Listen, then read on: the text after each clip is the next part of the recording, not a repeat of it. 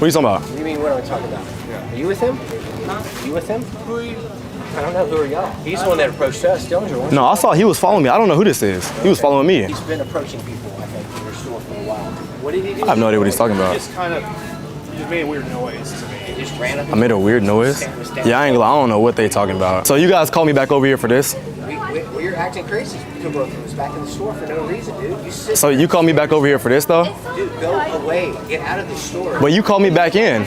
We was walking out the store and y'all told us to come back. So we can't really have the filming though. Oh no, he's not filming. He just has a disability where he has to hold cameras.